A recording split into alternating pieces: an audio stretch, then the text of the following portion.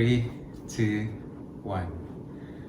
Baby, what's your number? I wanna go under. Making you a memory, that's really all I need. I was not expecting to find my wife going to Cancun. In fact, that's what I told my friends taking off in the plane as the plane was taking off. Okay, but I have a surprise for you. Do you remember what color my shirt was? White? Oh no, blue. Hey guys, what's up? We are here with another video today. I've got my amazing husband, Sanj. Hey guys. And it's Charles. And we want to share with you guys our story of how we met. For those of you who don't know us, which are most people watching this, we want to let you know how we actually met, how we fell in love, and our story, and how we ended up getting married. All right. We have to go way back because we've been together now for 18 years. Yes. So the year was 2005, you guys. Wow, that was a long time ago. But it seems like yesterday. So year was 2005. In a stage of my life where I was ready for an adventure. I wanted to, do something out of the routine, and at that time I had a corporate job, and in the evenings I would go to the gym. So gym was where I hung out and worked out and spent some time, and I met these two gentlemen there that they became my friends. Sometimes we would work out together. One day, just out of the blue, one of my friends asked me if I wanted to go to Cancun with a very short notice. He basically said, hey, next week we're off to Cancun for a week. We're gonna do some exploring, some partying. Are you down? And I was like, oh yes, I am, because I've never been to Cancun before prior to that time. But all I knew about Cancun was it was filled with beautiful women, and it was party central. It was just like a fantasy. Have you guys been to Cancun? Let us know if you've been to Cancun and what you thought of it. But definitely it has a reputation for being beautiful, fun, and a party town in Mexico. Yeah, it's spring break central, and it was around spring break time too. So I said yes, and off I went on the trip. Before we took off at that time I lived in Toronto. Me and my friends are sitting, the plane was on the tarmac. I leaned over to my friends and I said, hey guys, listen, Cancun is not the place you go to find your wife. Famous last words. Because I felt like, man, all these girls, I don't know if these are the type of girls you want to bring home. These girls like to party. True. They're crazy. I don't know if they're wifey material. Not someone you bring home to Amma. No, but I figured, hey man, why not? Party, meet some people, have a good time. And I was excited. Off we went to Cancun. And then okay, so single Canadian with two other guy friends, last minute spring break trip to Cancun. Yeah. That's my setup. That was your setup. Yeah. So where I was at, I'm American, okay? I had just graduated high school. I was super excited to be done with school. Really didn't want to go to college, really was unsure what I wanted in life. The one thing I knew was I wanted to travel, I wanted to get out into the world, I wanted to see stuff. As most Americans, I thought, well, I'll go to Mexico. That'll be fun. That's your comfort zone, that was right? I was like, this is here. Let's go to Mexico. Let's celebrate. Some people might call that a senior trip. For those of you Americans that know, sometimes people will take a little trip. Now, I didn't have any money for my trip. I asked my mom, she said, no, you're gonna have to figure this out. So I sold my car, which was the only thing that I had of any value at that time. For a few $1,000s, took that money, walked to the travel agency right by my high school. I booked a 1-star hotel, all inclusive, for 2 weeks. All inclusive. I survived 1 star on literally like French fries and tomato slices. Oh my God. I didn't even know they had a 1-star resort in Cancun. Were you staying at a 1-star? No. I was a high roller. A little more established than I was. I only go 4+ stars. Oh my That's gosh. it. That's my standard. So, hey, you had to do what you had to do as an 18-year-old. I was a young little chicken, okay? High school graduate. I was enthusiastic about going and honestly just dancing my heart out on the dance floors and just being like, I'm free. I don't have to go to high school anymore. So I went with my two best friends, and that was kind of my setup. Right. And we have both arrived in Cancun, I guess. Maybe. I think he arrived a little bit before I did. Maybe. I don't know. I met you on my first night. Oh, you did? Yeah. Okay, so I was there one night before, I guess. So how Cancun works, and I don't know if it's still like this today, but it was like this in 2005. On Monday nights, everyone goes to the one club, right? Everyone like gets in their little buses and everyone goes to this cool Monday night club. Tuesdays, people go to this place. Wednesdays, people go here. Like there's this huge downtown with all these different clubs, and I didn't realize this, but everyone kind of goes to certain clubs at certain nights. Well, I guess they had like a feature nightclub for that particular night where everyone kind of goes. So. Yes. So it was Monday nights. I'm heading down to the lobby, dressed up, ready to go have fun. Get in a bus with a whole bunch of other people in our hotel, and we ended up going to a place called Daddy O's. Daddy O nightclub. Shout out to Daddy O. What up, Daddy? If you're Daddy O's still still around. Went to Daddy O's. It was $40 to get in, and it was all you can drink. Bring it on Mexico. $40. That sounds like a deal, you guys. That was in 2005. I don't think that exists anymore. Yeah, there's probably inflation even in Mexico. All you can drink $40? Wow. I remember seeing you, and I don't think you saw me. He was there with his two friends. These two friends from the gym. They were all in great shape. They all had great muscles. And they all were wearing G-Unit tank tops, the same tank top in different colors. I thought like, these guys are bodybuilders like on tour in Mexico. And I noticed Sanj right away. I thought he was like the most beautiful creature I had ever seen. I walked right by him on the way to the bathroom, and I don't think you saw me at all. Or if you did, you were doing a really good job looking the other direction. I may have seen you, but you know. And I was like, okay, let's go dance. Like, I just want to dance and like be free and have fun. And then I went off to the dance floor. Then I saw you on the dance floor. I saw this beautiful blonde hair just waving side to side in the bright lights of Daddy O. I saw the halo around your head. I did have fresh highlights, yeah. And I was not on the dance floor actually. I was kind of posing by the bar and you know just kind of bobbing my head. And I was like, man, I need to approach that girl. If I don't, someone else is going to, and I can't afford to have that right now because she is godly. She's beautiful.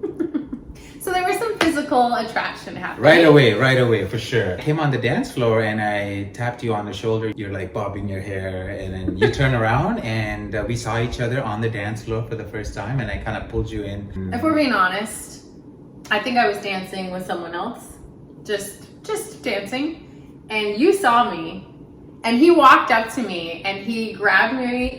I wasn't going to share that detail, but since you did. He grabbed me and pulled me to him. And I'm like, what are you doing with that fool? There was nothing. It was just like dancing. It was no. You come over here, girl. And then the other guy pulled me back again. And then you pulled me to you. I was stronger. Sorry. And it was game over. It was game over. See, fellas, you gotta have some games. You gotta have some game. That confidence. And okay, and get this. You gotta go for what you want. Otherwise, someone else is gonna take it. You like something, you see something you like, you gotta go for it. You can't just sit back and watch, right? Yeah, it's like the turkeys we see that go by our house all the time. They bring out the boy turkeys, get out their big feathers to impress the girls, right? Males have to kind of make an impression on their woman. Are you saying I'm a turkey? You're a really beautiful turkey. But here's something else. He had on this belt buckle. Oh, not the belt. Yeah. Not the belt. I hope we still have it somewhere, like somewhere, no, I some don't. box somewhere, probably in Canada. He had on this belt that had like a running sign on it, like you could program it. LED letters that just ran across my belt. LED red letters. Now this was 2005, so in the early 2000s, this particular belt was in a lot of music videos. It was like the coolest thing, man. If you had this belt, you are the G. You are the man. No, I was gutsy enough to wear that belt, and I don't know what I programmed in that. I remember what was on that. So if you remember at the beginning of this video, we talked about at Daddy O's, it was $40. You have to pay at the door, and then all the drinks are free. And people are just walking around with like mixed drinks and trays. You just grab it. It was like crazy. On his belt, he says, "Drinks on me." And I was like, oh my God, he is gorgeous. He's bold and he's funny. Like, I wanted to hang out with this guy all night. I think a lot of people in that club, because most of them were like kind of intoxicated, you know? Oh my gosh, it was a shit show. They were piss drunk, most people. It was sloppy. And I think most people believed that actually the drinks were on me. I looked like an athlete from the NFL, or they thought I was somebody. And, you looked like somebody. And I remember a couple of people walking by, hey, thanks. Thanks for the drinks. But they did have to pay $40 though. We ended up parting ways. Actually, I think one of my friends had a little too many drinks, and so I ended up heading back to the hotel. We didn't exchange any information. It was just a dance on the dance floor. It was just, I don't even know, I lost track of time. It was a fairly quick interaction. Yeah. And then maybe we hung out for a little bit in the club, had a drink, maybe that was it, and then you were gone. I don't even know if I said bye. Like, I don't know. How rude. I know, it was abrupt. We left, and this was, again, you guys, this was before people had smartphones. This was before social media. So it wasn't like we were gonna get each other's Instagrams or something. We just bye.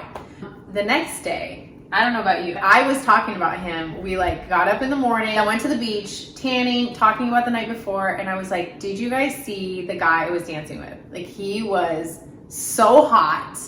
I hope I run into him again, but like, what are the odds? Well, which guy?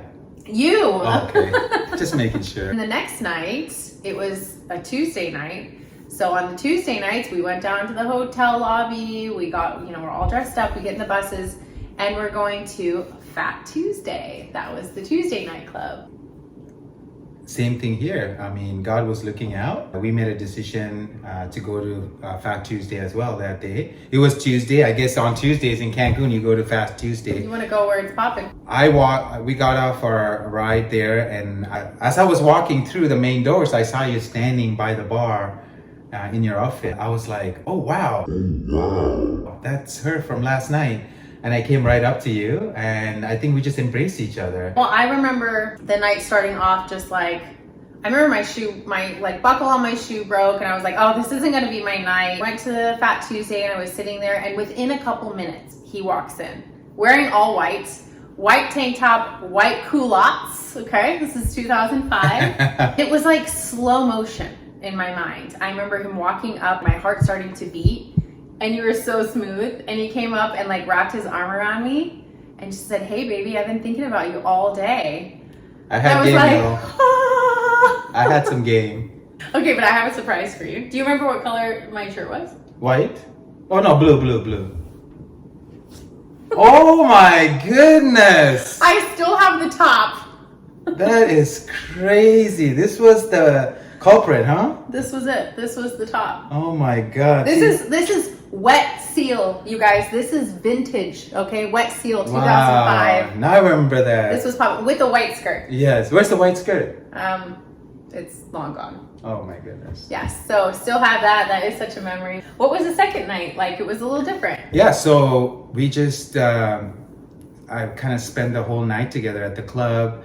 We danced, we talked, we walked down to the beach. We talked for a couple of hours, just got to know each other. It was a much calmer place, and it was right on the beach. Yeah, just got to know each other and really build a connection and some trust, I think. I liked you, and I think you liked me. And at that time, I knew that I had to get your number.